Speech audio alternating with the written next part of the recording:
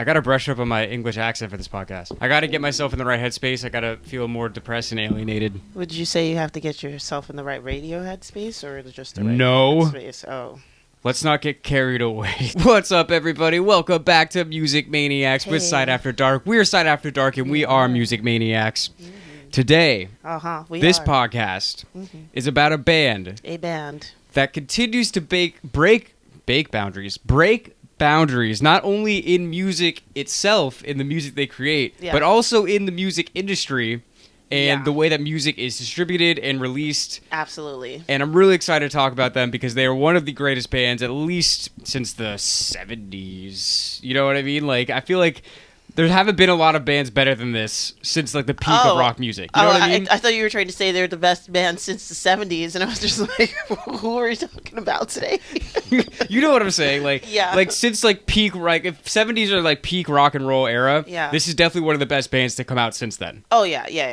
There have been tons, but... Yes. And if you don't know yet, by probably the podcast title or probably the thumbnail... Then you better turn on your radio...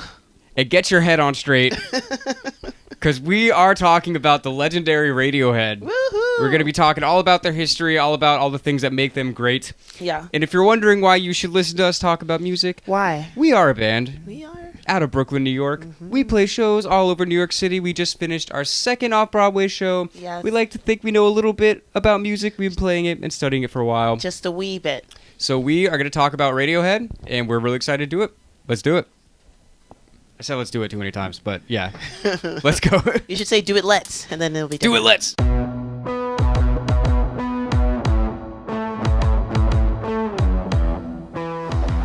Okay, so first of all, this band started a lot earlier than I thought they did. Yeah. Because I always thought of them as a 90s band in my head. Yeah. Which makes sense, because that's when, like, you know, the first album came out and stuff. Yeah. And I know that it takes, you know, a couple years for things to really, you know, get going as a band, in any circumstance, really. Definitely for that sound.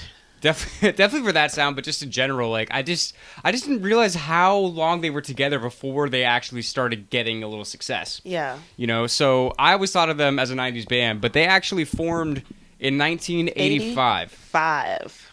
They were all... Okay, so I guess we should start with I'll say the band members. Well, the band members of Radiohead were Tom York, Colin and brother Johnny Greenwood. It was Philip Selway, and coming in, it's Ed O'Brien. Hello to them. Shout out to you guys. We love you. Yes, we do. So all of these guys met in school at the Abington School in Oxfordshire. Yeah.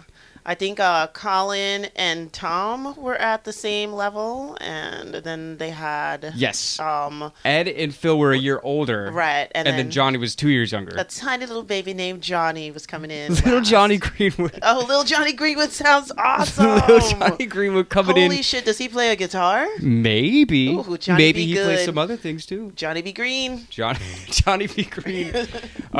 Yeah, so they all met in school, which is crazy to me, because I didn't... So they must have been they must have been literally like 14, 15 when they met. I didn't realize they were this young. That's cool.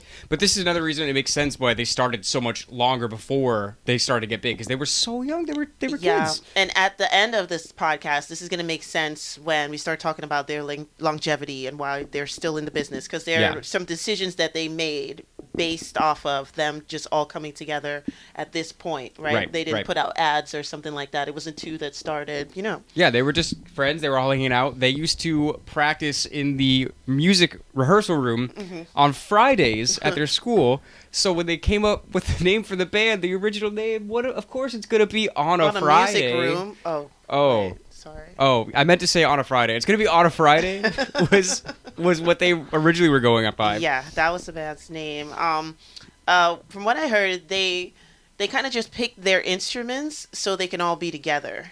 Yeah. Yeah. It wasn't like an ego thing. It was just like, okay, you do this, and then so if you're doing this, that means I should do this, so we can like fill out the band, you know, the best way. Right. Which is really cool, because again, you know, when you're this young, it's not really an ego thing. Yeah. They haven't really developed themselves so much as musicians yet. Yeah. Apparently, Johnny was always like super musical, like ever since he was a little kid. Yeah. And what helps is like he and his brother were like kind of well read. They did a lot of literature study and stuff. So yeah, starting out from like small fairy tales, of course, but getting into like theory and shit. Yeah. And shit. That's the important part.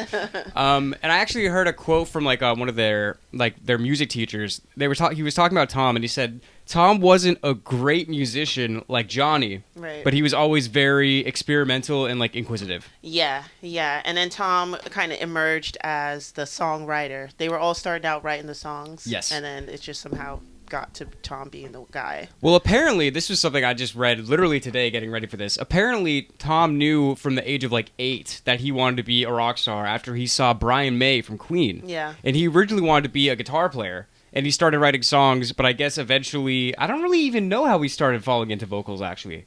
I think it's the writing. I mean, I guess because he ended up being kind of the main songwriter. So I mean, they were all kind of writing at first, but he eventually emerged as the main songwriter. Right. And then I guess along with that, you know, you just kind of typically sing the words that you write. Mm-hmm. And you know, he is a fantastic singer, but we'll talk about that more, you know, as we go along. Yeah.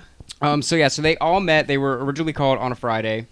At one point, early on in the band, they had a saxophone section, which I think is interesting. I would have liked to have heard what that sounded like. Yeah. But, you know, that's lost in the annals of time, as they say. Yeah. You can probably hear it somewhere.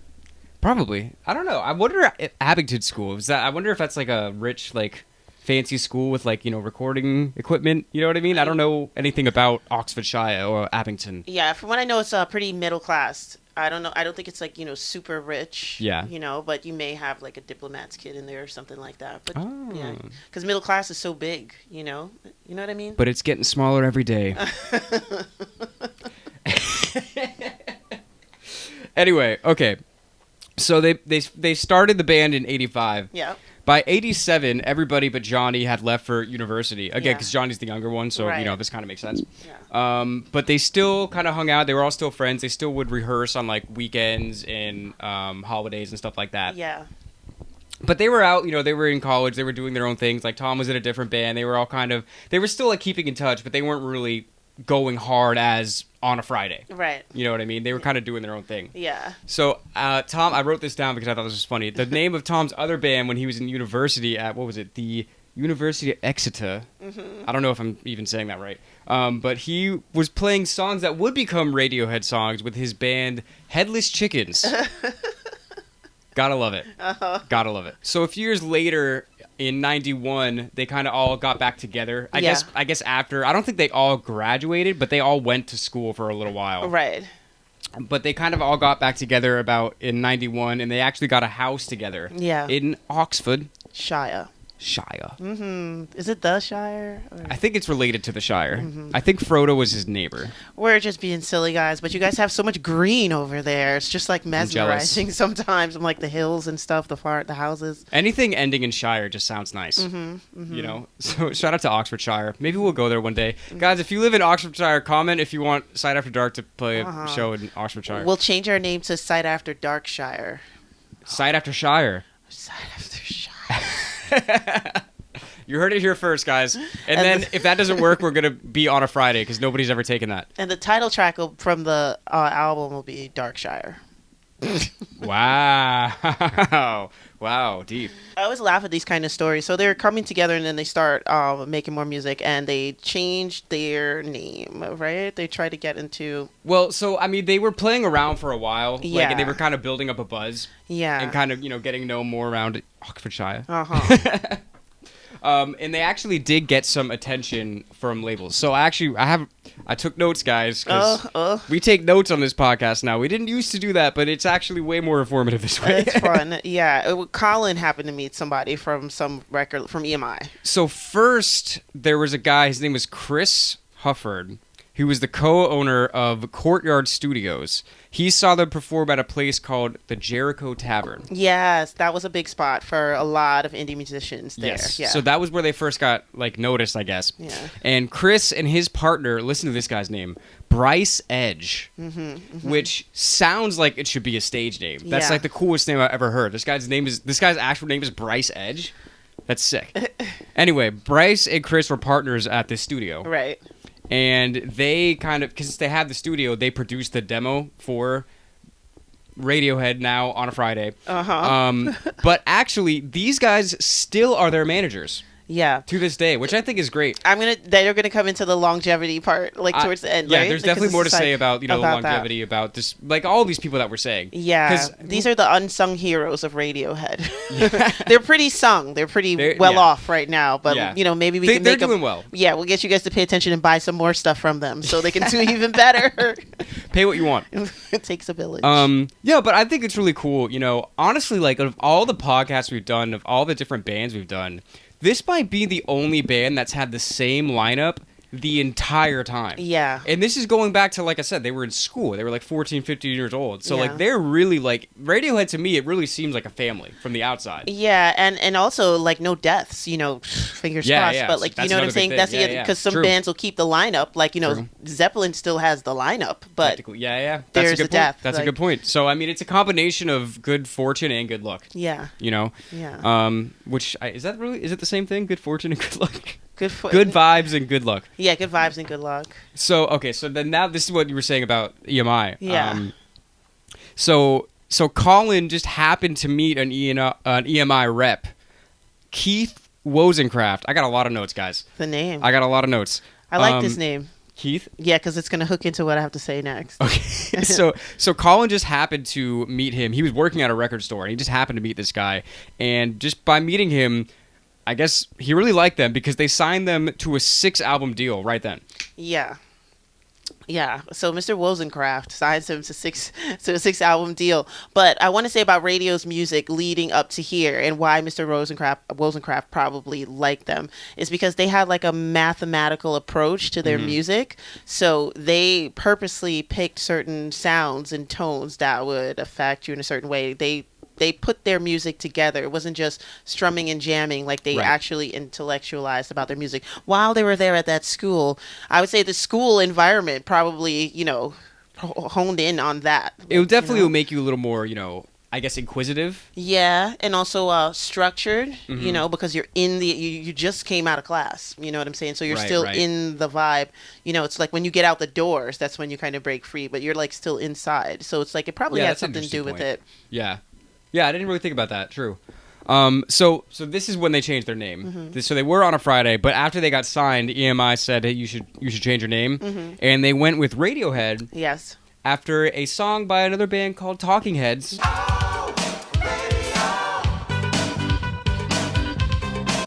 Which was also called Radiohead, but there was a space in between. Okay, radio space head. Exactly. That's a big difference. It's not the same.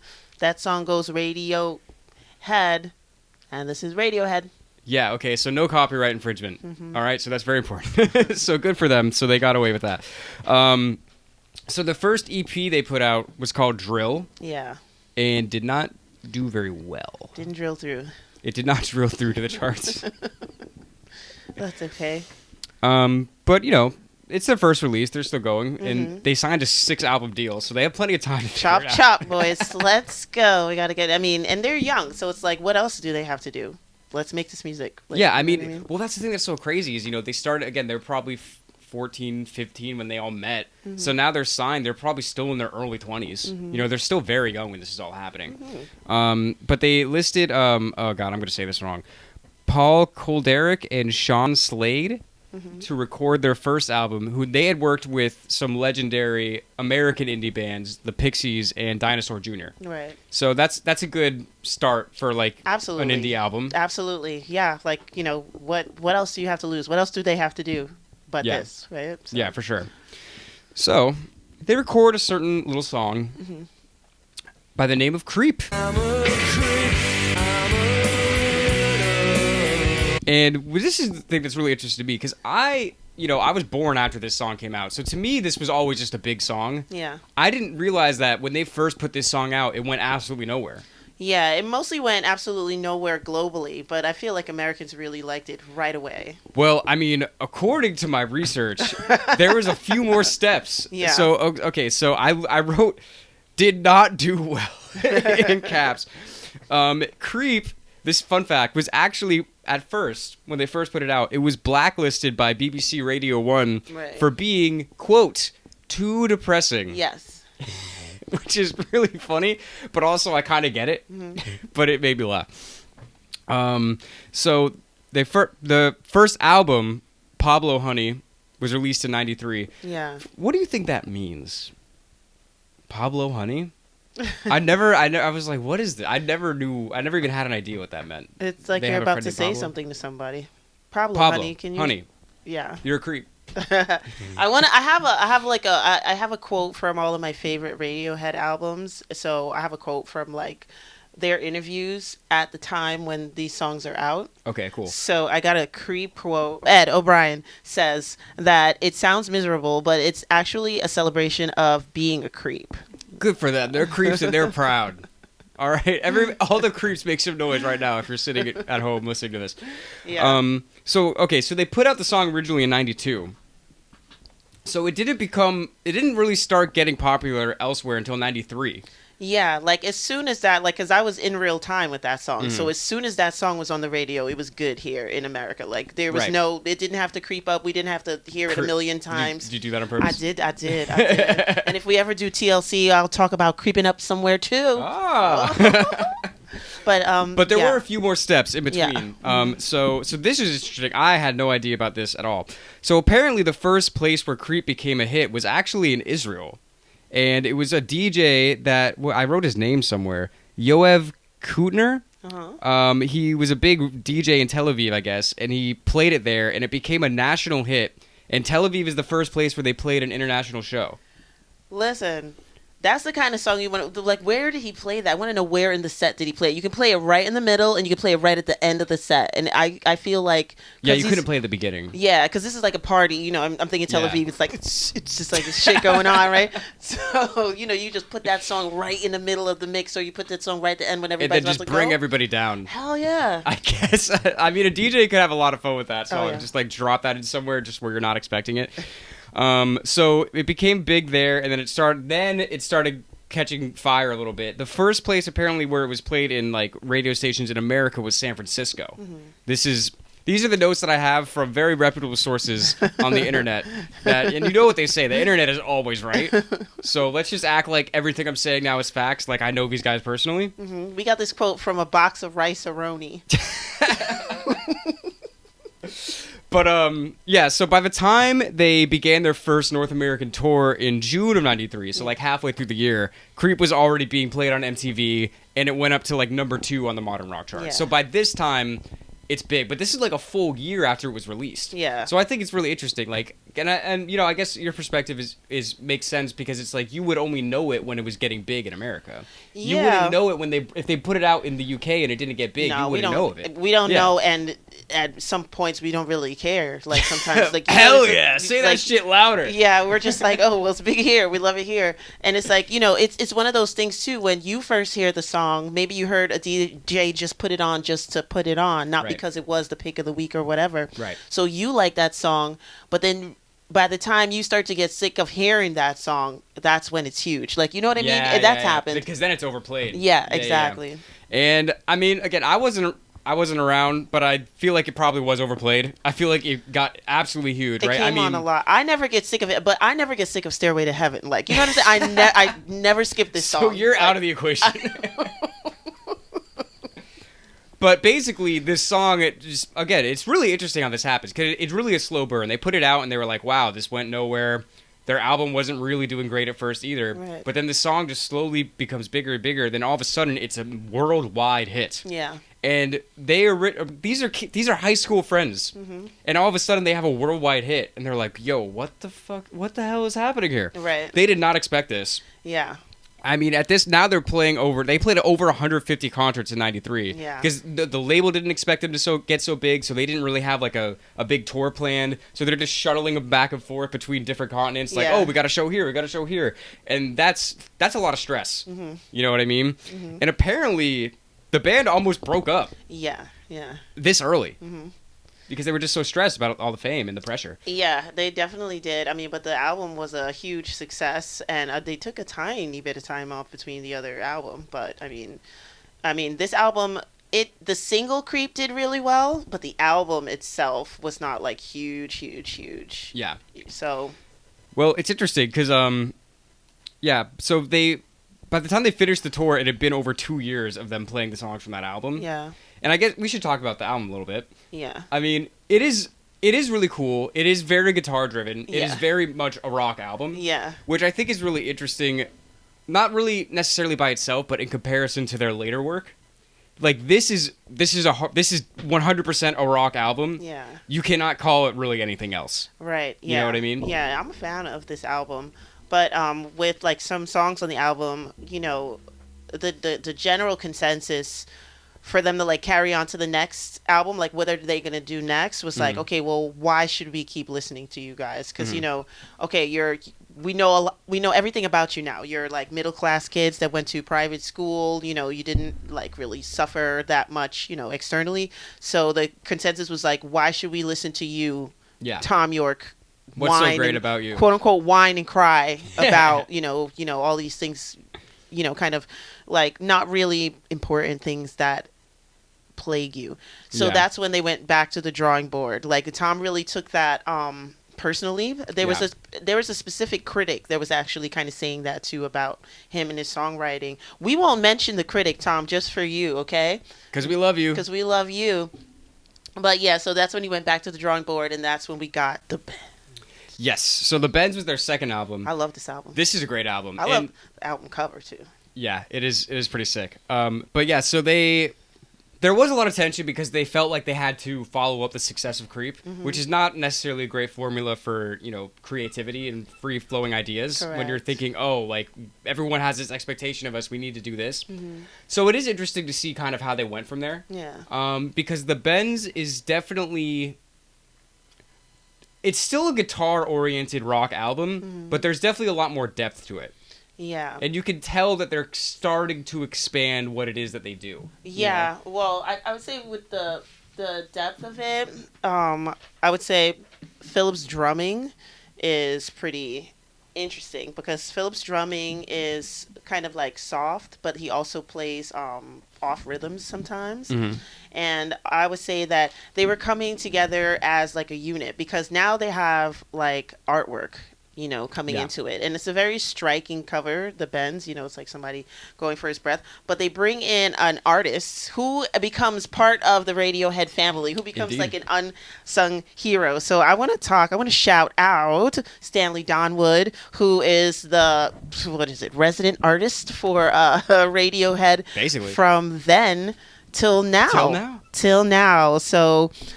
he said he used to get his like artistic mileage from like mushrooms and cannabis, but he said who doesn't? but he doesn't really anymore. But he says that he didn't really understand like music, like he doesn't know how to tell a bass from a synth. So what he had to do was actually paint while listening to Radiohead, and he said they are extremely visual, and which they are. They are, yeah. I never heard that. That's really cool. Yeah, so it's like just naturally whatever flew into his ears flew out through his fingers onto that canvas, you know. So yeah, I'll keep talking about him as stuff goes along, but you know, with albums like the Bends and stuff, they weren't allowed to erase stuff. They were only allowed to like add things on.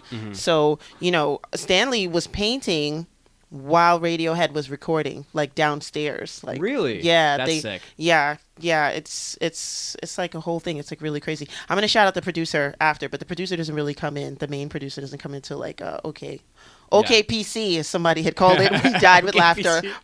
It's OK Computer. That's funny. Yeah, that's the next album, but there's definitely a few more things I want to say. Yeah. I do want to shout out High and Dry.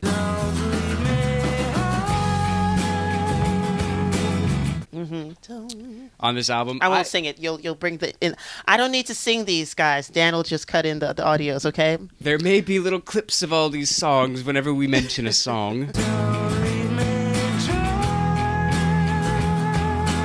But I love that song. And it's really funny because I think I knew that song before I even realized that was a Radiohead song. I don't know if I just like heard it on the radio. Heard it on the head. Yeah. But I remember, like, as I'm doing research for this, I'm literally going through, I listened to, like, almost all of their albums in sequence, and I was like, that's a Radiohead song? I love that song. And, I think, you know, even in this, I feel like they had a more, like, acoustic guitars in this album. I feel like they were starting, like, maybe, like, tiny little hints of keyboards. Yeah. But it's still very much guitar-driven and still very much rock. Although people were kind of criticizing them at the time around the Bends and Pablo Honey, they were calling them Nirvana Light. Yeah. Which is kind of a diss. Yeah. But clearly, this band has their own thing going on. Yeah, they truly do, which is cool.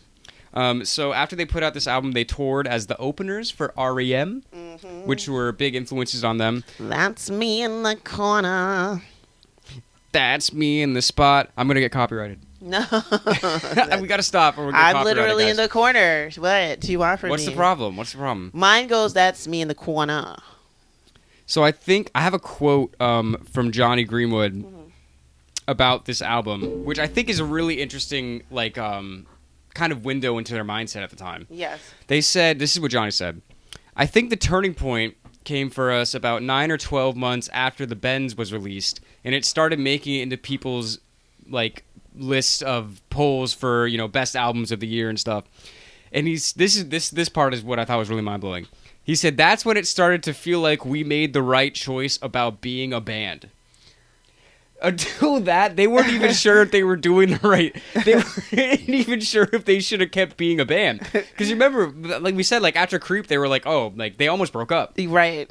So it wasn't even until after the second album, a year after the second album is out, that like critics are like, oh, actually this album's pretty good. Where Johnny's like, hey, maybe we should be doing this. Yeah. And I just think that's really interesting because you could tell there really is not a lot of ego in this band. No. You know, he was like, I don't even know if we should really still be doing this after they've already had worldwide success. Yeah. I mean, Creep is a bigger song than most artists will ever have. It's interesting. You know what I mean? Yeah. It's crazy what the mind can do to you. Right. You know, if you allow it.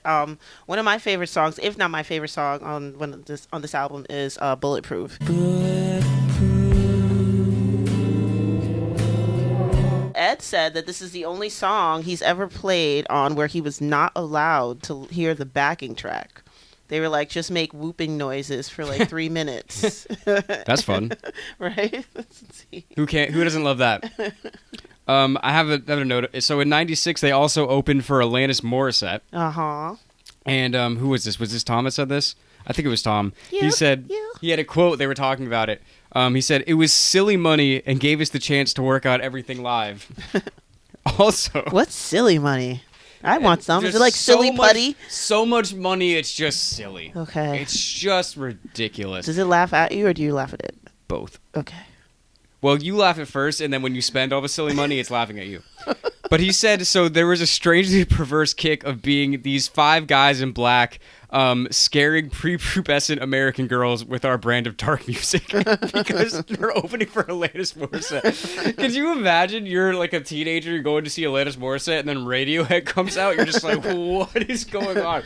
I mean, Alanis is kind of along that fabric herself. She is, but I feel like Radiohead is like a little more intense as far as just like the depression aspect. Yeah, it's, you know what I mean? Like, Alanis's fans would get their frustration out externally. Probably break some windows. I feel like it's like Alanis is more angst. Yeah. Where Radiohead is more sadness. Right. You know what I mean?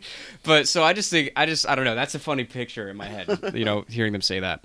So after that, they started working on their third album. Mm-hmm.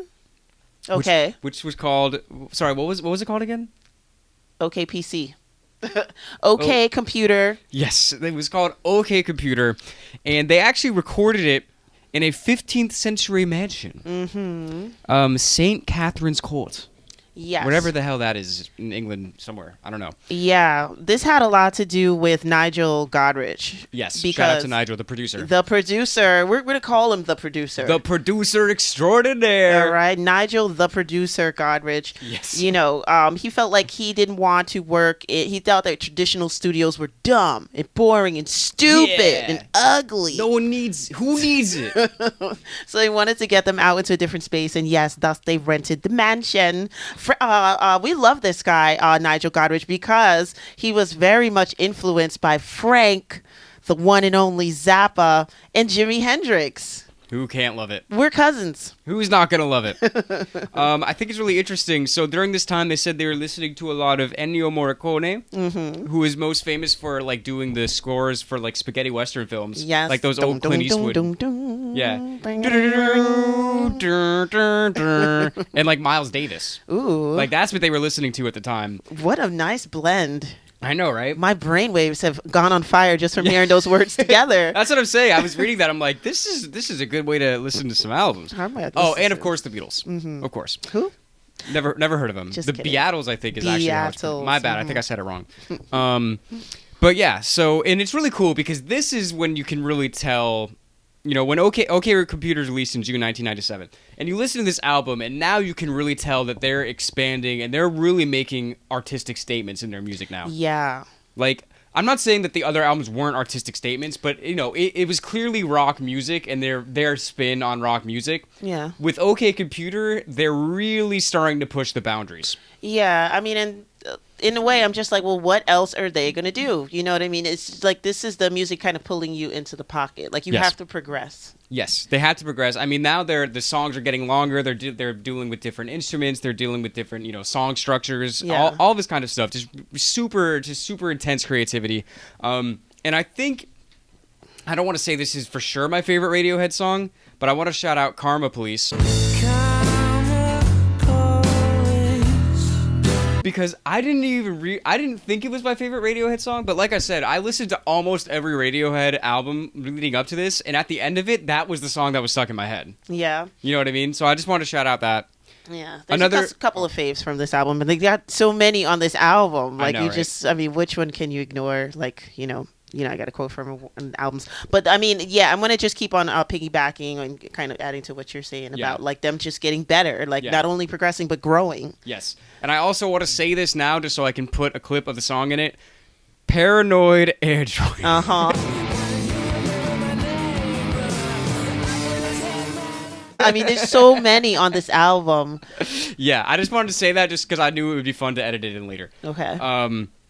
But yeah, it's just great. And then also around this time, this is another really interesting fact, and this kind of goes along with them being groundbreaking as far as like the music industry is concerned. Around this time, they became one of the first bands to have a website. Yeah. Which is crazy to hear now. And I mean, this is 97, so this is almost 30 years ago now. Yeah. But like, that's so wild. It's like, oh yeah, we were one of the first bands to have a website. It's like, you can't be a band and not have a website now. Like, that's insane. Very true. But they were one of the first people to be like, oh, this internet thing, I think this could be good for us.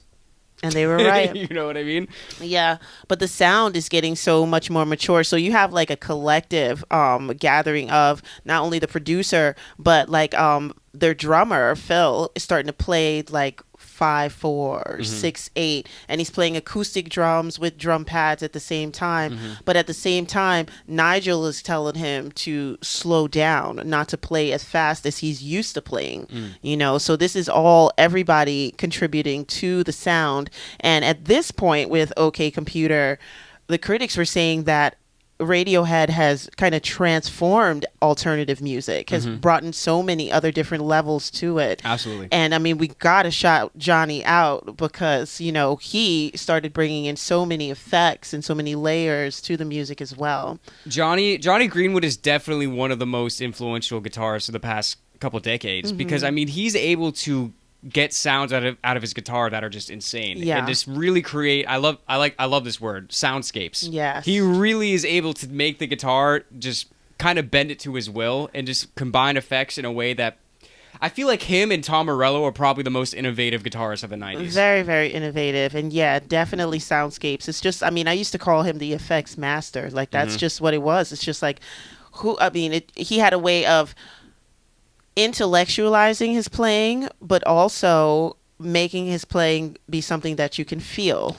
I was going to say, yeah, it is very brainy, but there is also a lot of feel to it. Absolutely. And I think that's something else I want to shout out about Radiohead in general. So I guess, you know, I don't really use this term, but some people would call this period, like, they would call it art rock. And I think that when you talk about that kind of thing, it's easy for it to kind of come off as like pretentious. Yeah. But with Radiohead, it never does. No, and I mean, and you should just listen to them talk. You know what I'm saying? So you can actually get the depth of who they are and stuff. For the OK Computer album, Stanley Donwood said he was just looking out a window and he just imagined himself being in a nuclear winter.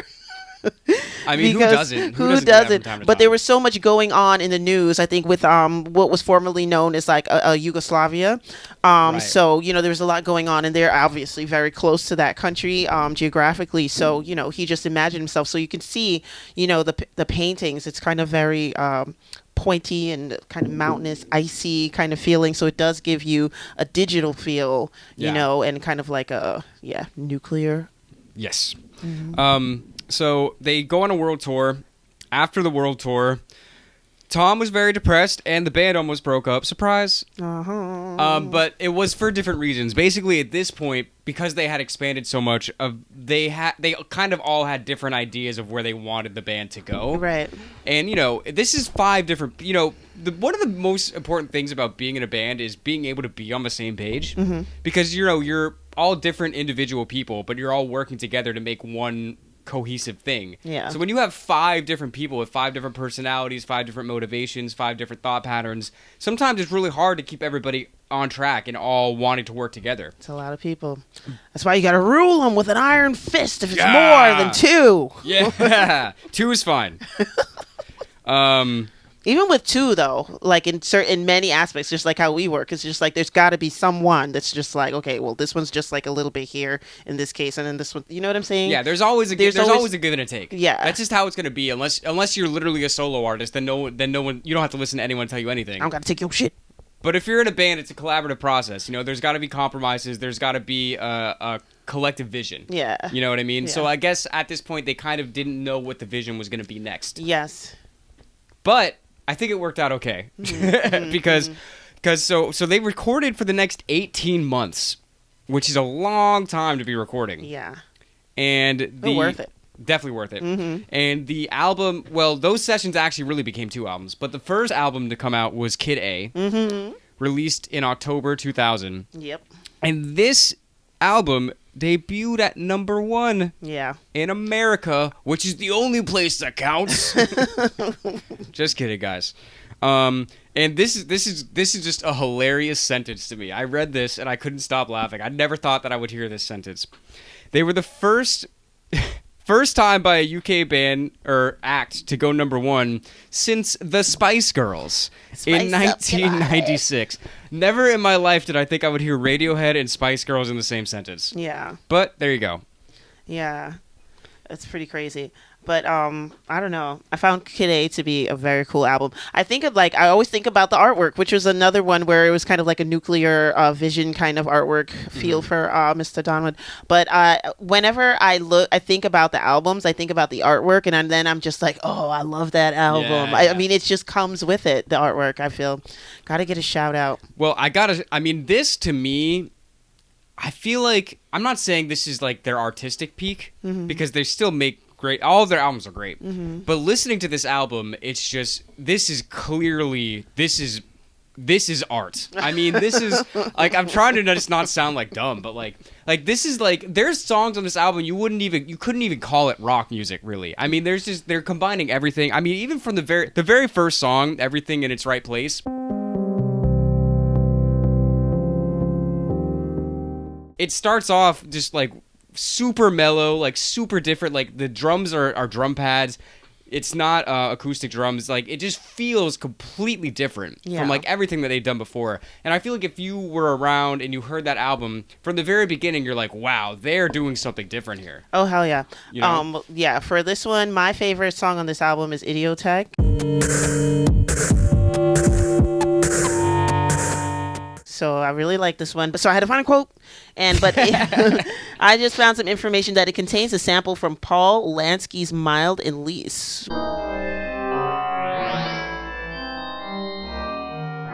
which Johnny found on a compilation LP from 1974 Electronic Music Winners album. So I'm like, go Johnny, digging in the crates. That's what they call it. Yeah. Yeah. So, but I really like that one. Yeah.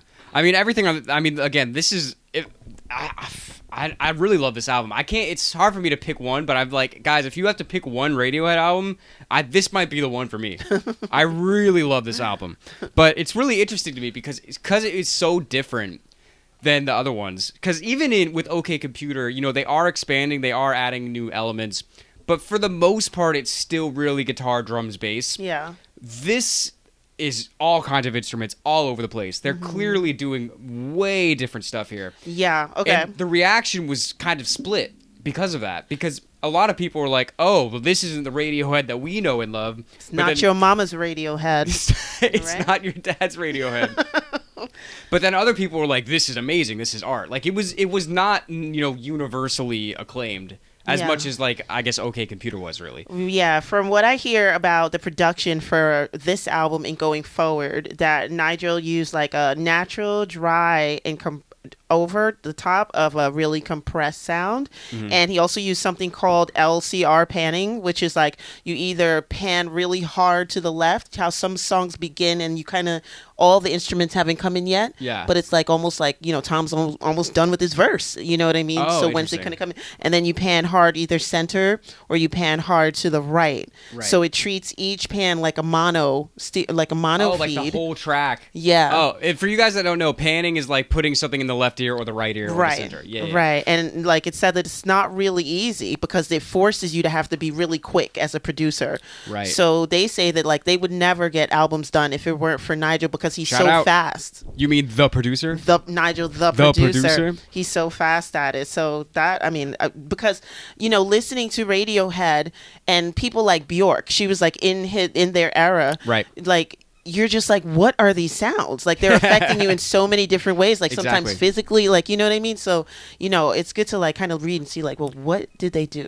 Well, and this kind of goes back to something you were saying before, like kind of the analytical aspect of them. I feel like they, at this point, especially in this album, I feel like they were just going off whatever the feeling was off of the sound. Yeah. You know what I mean? It's not just like, oh, I have a guitar, let me see what I can make like this. It's like, no, like I want to project a certain feeling. Yeah. How can we make this happen? Yeah, and they want to analyze the feeling because they have said that they like treating music like math. Yeah.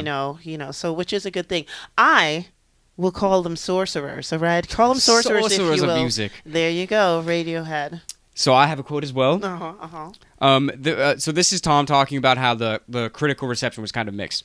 He said, I was really amazed at how badly Kid A was being viewed because the music is not that hard to grasp.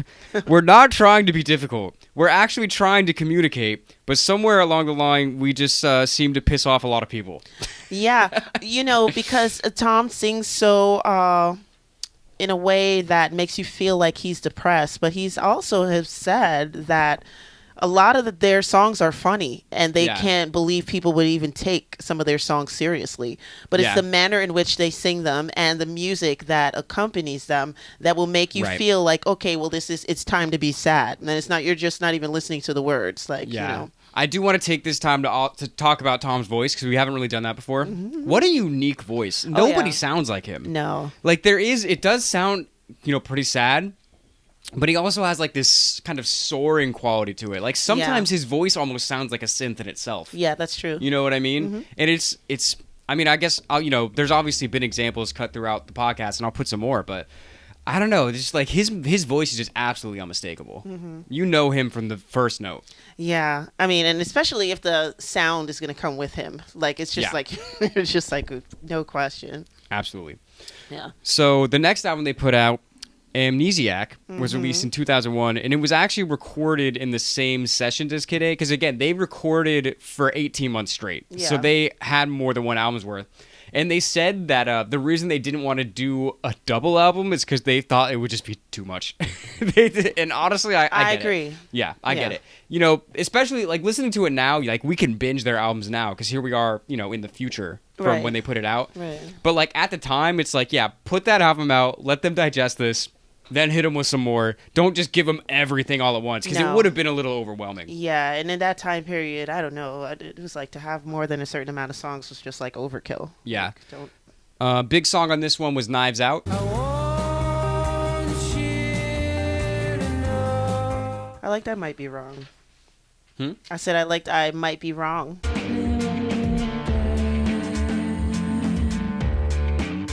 I like that one. I'm just like going through my stuff where I picked out like which were my favorites from the album because it's been a while. I was plugged into Radiohead. Well, I liked them when they first came out, but then it was a few years and I wasn't interested really. I was happy. So Good for you. Good for you. JK. But yeah, no, so I wasn't interested. But when I started getting back into singing, as a lead singer, I was plugged in by like a producer. And I mean, since then, I binged the albums then in like 2009, 2008. And I was just like, all right, because at that time they were like just coming out with an album. So it's like I was right in the pocket at the time. And I was like, let me just listen to everything. So when we do these podcasts, a lot of the times when we talk about these big bands, we get to a point where they've proven themselves. And you just know that every time they put something out, it's going to be big and it's going to sell well. But I have to say, we're kind of getting into that point with Radiohead. And I have to say, this out of everyone we've done, it probably took Radiohead the smallest number of albums to get to this point. Yeah. You know what I mean? Because this is 5 albums? Mm-hmm. And by 5 albums, they're already legends. Yeah. You know what I mean? Like, everybody knows, like, when a Radiohead drops an album, you better listen to it. And they were almost out that EMI door. Yeah, they signed a 6-album deal, remember? Oh, yeah, that's funny. Good segue. So the next album came out in June 2003, and it was Hail to the Thief.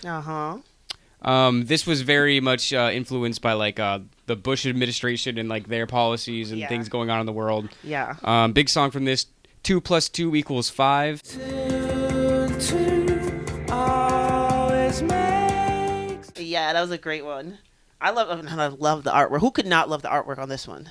This was pretty cool. It's pretty sick. This literally, it looks like it's like just like a crazy like collage. Yeah. You know what I mean? And it kind of was that, because this is back to that theory where Nigel and Tom agreed that they would stop, they would not take things out, don't undo anything, because they started using computers now to do the artwork, and don't take anything out. So they would kind of just had to add things on, kind of like a tattoo. You know what I'm saying? It's like, I can't afford to get this taken off, man. I'm just gonna have to change. Radiohead, they make audio tattoos.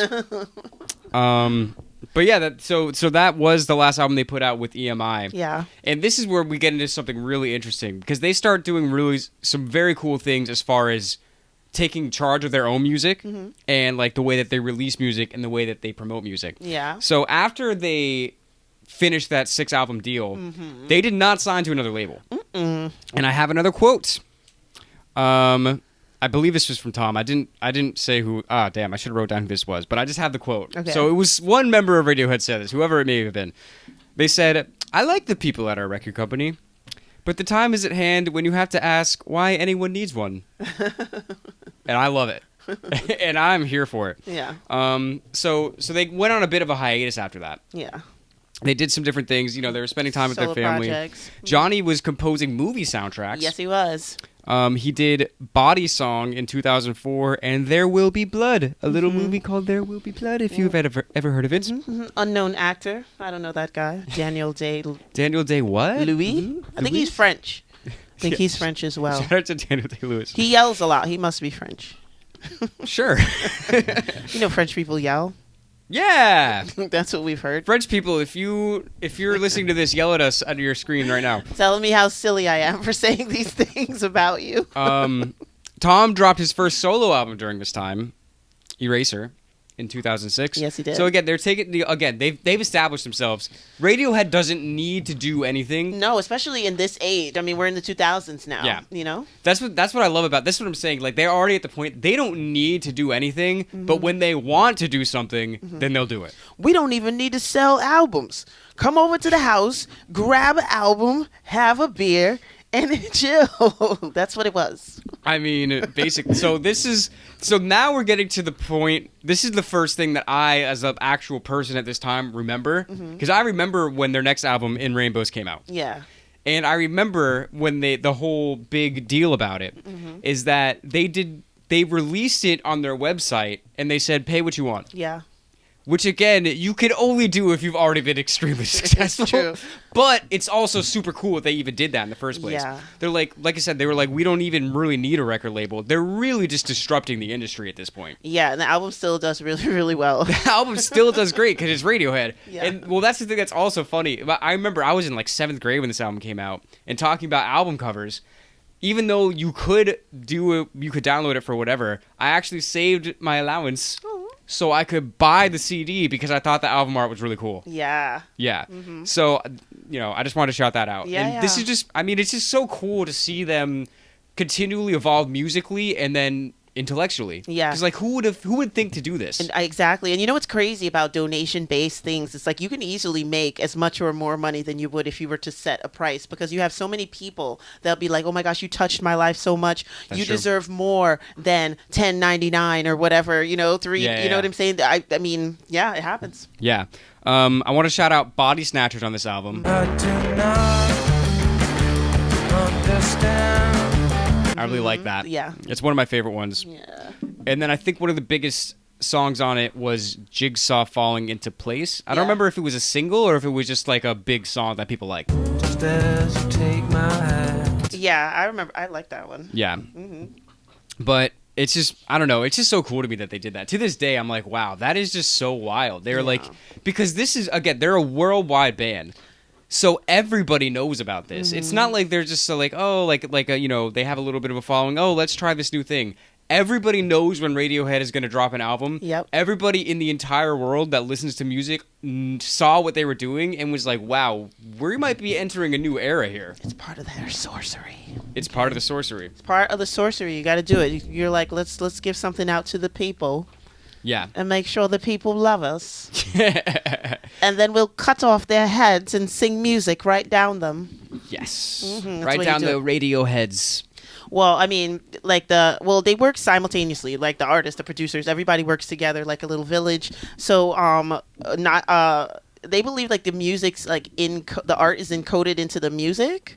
Stanley believes that, and then Tom believes that they find their voice through the artwork, which is crazy. Because you can go up to Stanley's studio, so he's got all his paintings of like everything. So you Yeah. could just like walk in and just like think of a song, but at the same time, Stanley's hearing a song playing from downstairs, and that's he's like influencing thinking, him. yeah, it's Yeah. like crazy. It's just a feedback loop. Yeah. An art back loop, feedback loop, whatever. I don't have anything clever for that. So they continue to innovate musically. In 2011, they put out their 8th album, King of Limbs. Yes, love this one. So this is super interesting to me because this is like, now they're extremely electronic and they're using like loops. They're just not using traditional rock instruments like at all. No, at this point, you know what I mean? Johnny's sampling on every single level that you can find. Yes. Yeah. Yeah, it's just really cool how they continue to do just not what you think they're going to do. Yeah. I didn't say that in an eloquent way, but they completely give themselves over to the music. First of all, there's no real image for Radiohead. There's just artwork. That's First true. of all, you know what I'm saying? They're not all dressed in the same colors, like, you know, or there's whatever. no brand. Exactly. Yeah, I never thought about that. Yeah, so they are the music. They are the art. You know, you're what you see when you think of Radiohead. Of course, you know, you see them, but you also think of everything that comes with them. You think of the artwork. You think of the sounds. You know, it's not about, oh, I want to dress like this because I want to look like Tom York. You know, if you want to do anything like Tom York, you're going to work to sing like him. Like, you know what I mean? You don't just want to do an image. So it's like they bring so much to creativity, to entertainment. It's deeper than an image. It's like they make you better as an artist. Like if you want to be like them, you really have to like work to be like them. It's not just a facade. Like I don't just put on a bandana and walk down the street and people think I'm cool because I look like so and so. And smoke cigarettes. And, you know what I'm saying? Yeah. Right, because that's the thing. I think maybe it does all go back to them meeting at like school because it's very intellectual. Yeah. Like really everything that they do. There is feeling to it. There's a lot of feeling to it. I'm not saying that's like cold, but there is so much thought and like so much brain power that goes into every decision that they make. Yeah, and they literally say it, so it's not like they're hiding that from you. It's like, no, we purposely did this for your eardrums, okay? Right. And like they asked Tom if he wanted to be famous, and it's just like, you know, I'm thinking hearing him say that to him. Hold on. They're asking Tom if he wants to be famous, and Tom is possibly going to answer with a yes or no, right? But he's like, well, it depends. Famous for what? He was like, you know, famous for being an asshole, no.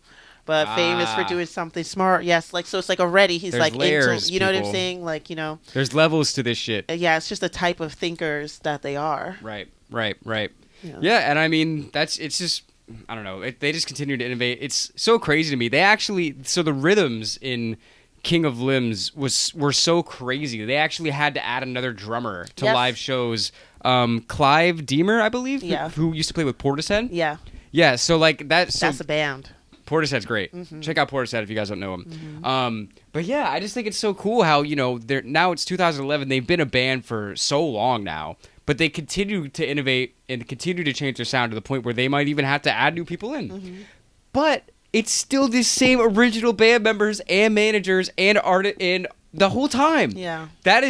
I think that's a really beautiful thing because that is just not something that you see in music and just in business a lot. You know what I mean? True. It's true. And outside of the work for the albums, they do see each other. They like each other's company. So when they Right. have time off, it's not like I can't wait to get away from this person. Right. They actually do hang out. Their families know each other. It's pretty dope.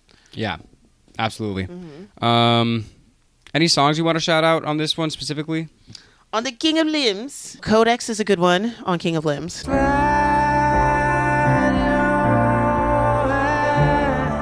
Also, Lotus Flower's all right, but I like Morning Mr. Magpie. That one's good too.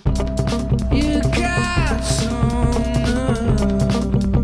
Hell yeah. So they're just continuing to be awesome. They do a 2000. Well, I have. This is actually kind of a sad note that I have. So in June 2012, about an hour before a show, the roof of the place they were going to play at in Toronto collapsed and killed one of their drum techs and injured some of their road crew. Yeah, So that sucks. that does suck. And apparently, but they were able to pull themselves together and finish the tour. And Tom said that was one of their greatest accomplishments, even finishing it, because they did not think that they were going to be able to go on after that. Yeah. So that's obviously very unfortunate. Yeah, that's pretty horrific. And then after that, they take some more time off because again, at this point, they're basically the Larry Davids of rock music because they only put out a season or an album whenever the hell they want to. They Yeah. don't have anything to prove to anyone. Oh, yeah. So after they put out King of Limbs, they take a few years off. They mess around. Tom puts out another solo album. I think Johnny scores some more movies. Yeah. And they eventually put out their 9th album, which as of now is their last album, A Moon-Shaped Pool. A Moon-Shaped Pool. Yeah. Tom had done some work while Adams for Peace. He was down with Flea. I mean, it was the whole MTV crew pretty much, the 90s MTV crew. But Adams for Peace was also a cool band. I believe Nigel was in it too, wasn't he? Yeah. Yeah. And I just thought, like, how can he do more? You know what I mean? Because this is like, it doesn't sound like Radiohead, but it is. It's part of it. And this band just seems to always like working with each other. So about their like longevity, a lot of things that make them stick together is that they share writing credits on the album. So it's just like, it doesn't matter who wrote a little bit here or a little bit there. Correct me if I'm wrong, because I've seen some people say no, they think it's broken up like 40, 20, 20, 20, 20. But from what they say, that Who gets 40? Is it Johnny? I don't Is it Colin? know. It's me. Oh, that makes sense. That checks out. They all get the 20%. No, but they share writing credits, so that kind of keeps the band together. So no one's gonna like argue like, well, okay, well my song gets on it. It's more like a collective. Like, does this song work? Right. So that's always a great thing. And that kind of goes back to the beginning too, when you were saying like they were picking instruments based off what would be a complete band, not based off like, oh well, I want to be shredding guitar guy and I want to hit the drums because I think it's cool. It's just like, oh no, this is what would fit best. Yeah, you know what I mean. So even I feel like that.